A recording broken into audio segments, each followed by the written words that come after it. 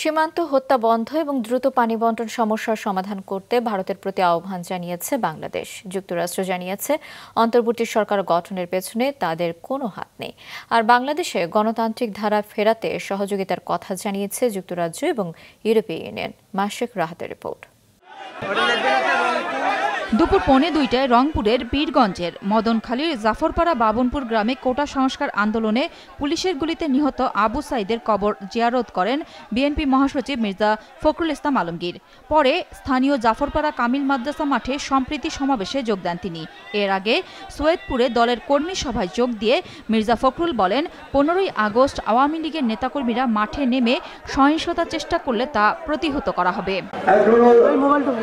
সেই খুনি পরাজিত শেখ হাসিনা দিল্লিতে গিয়ে বসে নতুন করে বাংলাদেশের বিরুদ্ধে ষড়যন্ত্র শুরু করেছে।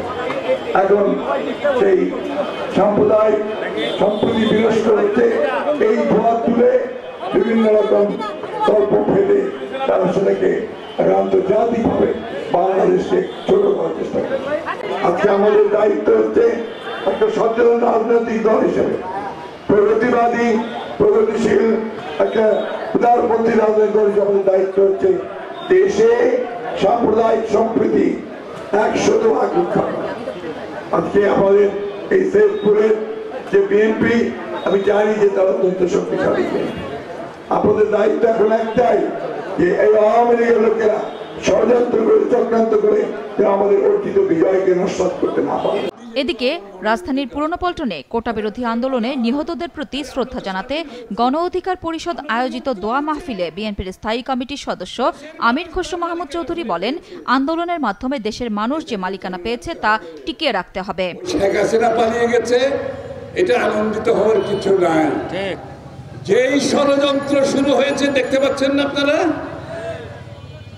বিভিন্নভাবে বিভিন্ন ষড়যন্ত্র চলছে, কিন্তু বিভিন্ন গোষ্ঠীকে ব্যবহার করার চেষ্টা চলছে। কিন্তু আমি দ্ব্যর্থহীন কণ্ঠে বলতে চাই, বাংলাদেশ সম্প্রীতির দেশ। বাংলাদেশে কেউ এটা ভাঙতে পারবে না। রাজধানীর মালিবাগে গুম, খুন ও গণহত্যার অভিযোগে শেখ হাসিনার বিচারের দাবিতে বিক্ষোভ মিছিল করেছে যুবদল। মিছিল পূর্ব সমাবেশে বক্তারা বিগত সরকারের অপকর্মের সুষ্ঠু বিচারের দাবি জানান। এই হত্যাকাণ্ডে জড়িত তাদের প্রত্যেককে আইনের আওতায় এনে তাদেরকে বিচার নিশ্চিত করতে হবে।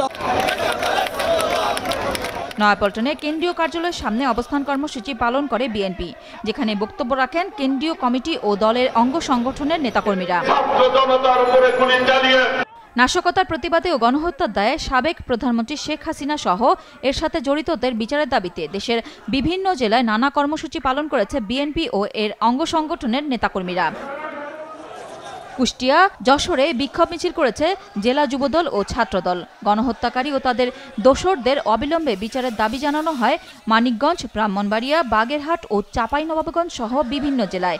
একই দাবিতে অবস্থান কর্মসূচির পাশাপাশি বিক্ষোভ মিছিল ও সমাবেশ হয় গাইবান্ধা, নড়াইল, গোপালগঞ্জ, ময়মনসিংহ, কুমিল্লা ও পটুয়াখালীতে। নুরুন নাহার উইলি, মাছরাঙা সংবাদ, ঢাকা।